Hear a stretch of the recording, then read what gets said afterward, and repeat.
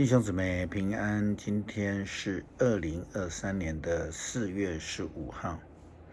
今天的经文是诗篇16篇，雅各书第8章第6节到第7节，约翰福音第20章第11节到20节。今天要跟大家分享的主题是显现。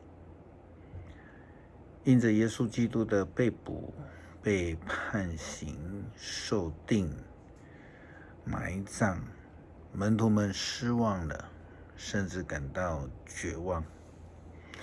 然后呢，就一个一个离开，躲藏，好像生怕被连累了。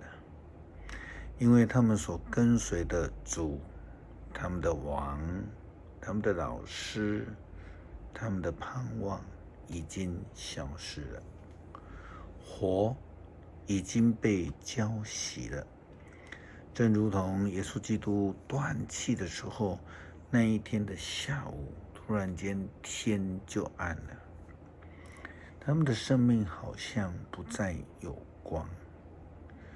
但是因为门徒们他们就忘记了耶稣基督的预言，他说3日后将要复活的事情，反倒是那个判耶稣基督上十字架，却想着要用洗手来开脱责任的比拉多，他还记得耶稣基督所说的话，因此比拉多在耶稣的墓门口摆了一块大石头，并且他派兵丁来看管，以免耶稣基督的跟随者来将他的身尸来偷走。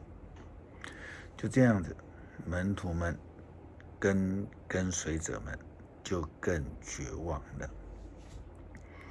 约翰福音第20章的经文记载，玛利亚还站在坟墓外面哭泣，她一边哭一边低头往墓里面看见2个穿着白衣的天使坐在原来安放耶稣身体的地方，一个头在这边，一个头在脚那一边。他们问玛利亚：夫人，你为什么哭呢？她回答：他们把我的主移走了，我不知道他们把他放在哪里。说了这话，玛利亚转身看见耶稣站在那里，可是还不知道他就是耶稣。耶稣就问他：妇人，你为什么哭呢？你在找谁？玛利亚以为他是管园子的人，所以对他说：先生，如果是你把他移走的，请你告诉我，你把他放在哪里，我好去把他移回来。这群妇女在哀伤绝望之余，根本就是忘了耶稣基督的预言复活这件事情。他们跟比拉多一样，认为有人挪走了耶稣基督的身体。但是上帝的权柄能力基本上是不受石头是可以挡住的，不行更不是死亡可以胜过的。即便是耶稣基督死了，被埋葬在石头封住的墓穴里面，那耶稣基督他仍然按照预言复活了。那不但是他的身尸不见了，他更多次的向着妇女们、门徒们、跟随者显现，有着枪凿的伤痕，可以进食的肉身，却超越了石头的限制，胜过死亡的权柄。它的显现代表着许多层面的意思。第一个当然是印证了先知以及耶稣基督自己的预言，3日内就必再复活。然后我们看到的是门徒们的心再度的被点燃起来，再度的火热起来，如同雅歌书第8章所说的，愿你的心只向我敞开，愿你的手臂只拥抱我。爱情跟死一样坚强，恋情跟阴间一样的牢固，它冒出火焰，像烈火一样的燃烧，水不能熄灭爱情，洪水也无法淹没。若有人想用财富换取爱情，他必遭致到鄙视。上帝对世人的爱是无法被浇熄的，而接受救恩的人，信心也不会被洪水给淹没，热情也不会被熄灭。耶稣基督的显现更带来了烈火般的信心的复苏。在失望之中，玛利亚似乎完全没有听到耶稣基督对她说的话。后来耶稣基督就直接地跟她对话，她才如梦初醒。圣经说耶稣叫住她玛利亚，玛利亚就转身用希伯来话这样说拉波尼，意思就是老师。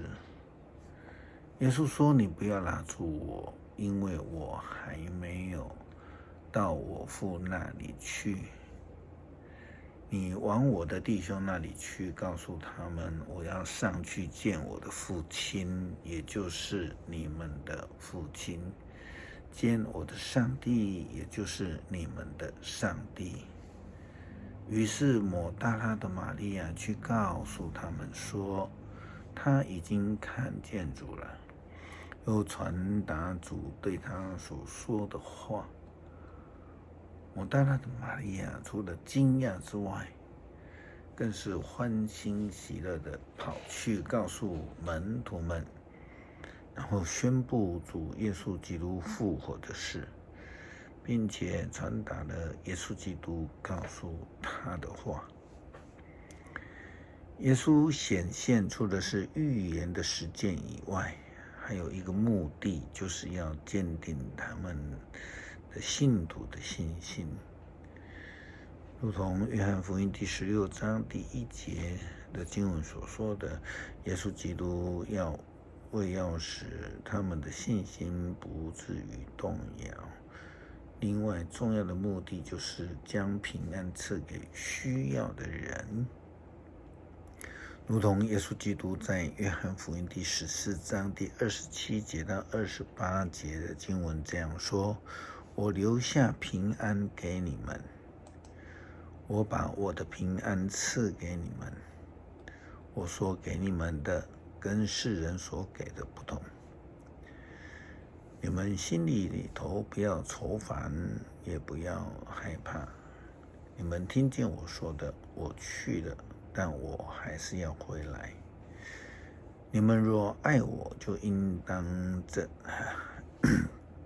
因着我回到父那里去而欢喜，因为他比我大。如同耶稣基督向门徒们显现的时候，他也这样对门徒说。星期日晚上，耶稣基督跟门徒聚在一起，门紧紧的锁着。他们怕犹太人的领袖。那时候耶稣显现，站在他们当中说，愿你们平安。说了这话，他就把自己的手和肋旁给他们看。门徒看见主就非常欢喜。有一首儿童诗歌取名叫做你忧闷吗？歌词是这样说的，他说你忧闷吗？不不不，你心忧闷吗？不不不，苦难来临时靠主耶稣，信靠主耶稣就有平安。你心忧闷吗？不不不。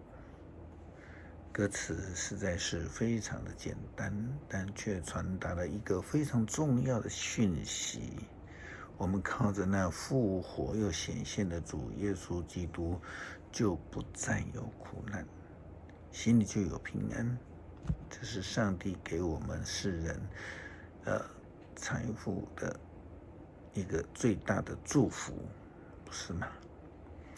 诗篇第16篇，上帝啊，求你保护我，因为我投靠你。我对上主说，你是我的主，你是我一切幸福的源头。上主忠诚的子民多么高贵啊！跟他们在一起是我最大的喜乐。